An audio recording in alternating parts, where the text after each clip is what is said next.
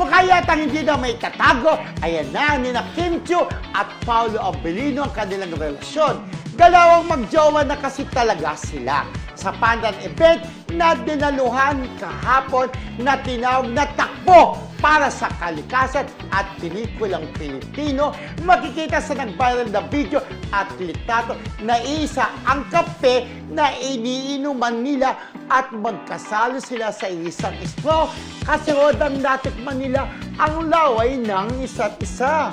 Mukhang di lang pang magjowa moves to ha, pang mag-partner in life na. Kabugero talaga ang Kimpaw. Iba na talaga kapag umiinom ka sa isang baso. Kapag umiinom kayo kape sa isang baso. Alam mo, hindi umiinom, nag-straw. Pero ang example ko din yun, kapag umiinom kayo sa isang baso. Eh, di ba dati nag-inuman na rin sila sa tumbler, isang tumbler? Ngayon, isa sa straw, isa lang ang straw. Kasi hawak-hawak ni Paolo yung ano sa panda niya. Hawak-hawak niya yung kape. Sip-sip siya. Dalawang beses. Tapos Galawang magjowa na talaga. Kasi naman, hindi ka masisip-sip sa isang straw, hindi kayo magjowa. So, pagkatapos sip-sip, sabi ni Paolo, inabot kay Kim, inabot kay Kim, pag-abot kay Kim, si Pino, siyempre, yung pala kape yun, cold coffee. Parang ano, BFF, no? Parang nag-L to L na rin sila, no? Kasi laway to laway. Ano kayang lasa ng laway ni Paolo at saka ni Kenzie? Siyempre, matamis yan, sigurado. Matamis, yung tamis ng Candy.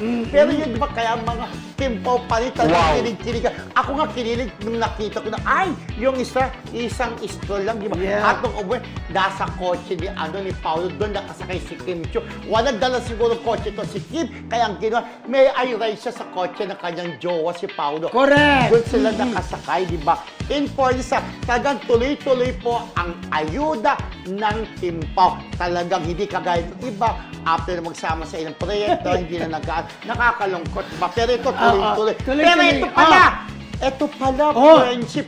Abangan nyo po tonight, mga taga Santiago, Isabela. Andyan po ang Kimpaw. Kasama nila ang si Glocknet at saka yung asawa, sino ba yung asawa niya? TJ Montara, ano yun? TJ Monteverde, TJ Monterde. Asawa ni Casey Tandingan. Yes. Okay. Mamaya po abangan nyo ang Kimpaw. Ay, bongga yan. Magpapakilig sa inyo sa Santiago, Isabela, yung Bagbanan Dance Festival Grand Concert. Alam mo, mamayang gabi. tuloy-tuloy talaga ang pagsasama ng Kimpaw, no? Correct. Hindi maputol-putol! Kasi taga marami nagkukumpara niya. At eto pa, bago yung tonight, kagabi, si Paolo nag-serenade siya doon sa Binibining Santiago. Tapos may kanta siya, yung mga babae kinakanta niya, kasi may halik-halik siya. Yung number 6, Kinilig eto na. na. Ang dami na namang kinilig.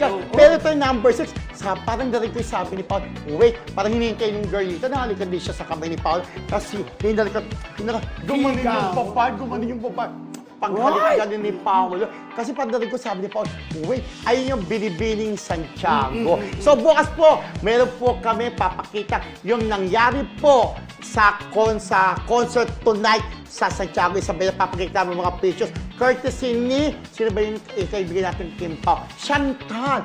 Hi, Chantal. Papakita po namin mga pictures. And congrats again sa Kimpaw. Tuloy-tuloy na inyong paayuda. Lagi pa rin kayo magkasama sa pandal, sa jogging-joggingan, sa kaintanan. Magkasama tuloy-tuloy talaga. Ang mga panay talagang natutuwa sa Kimpaw. Hindi talaga sila nagsasawa na talagang panoorin ang mga ginagawa ni Kim Chiu at Paolo Abilino. Correct! Diba?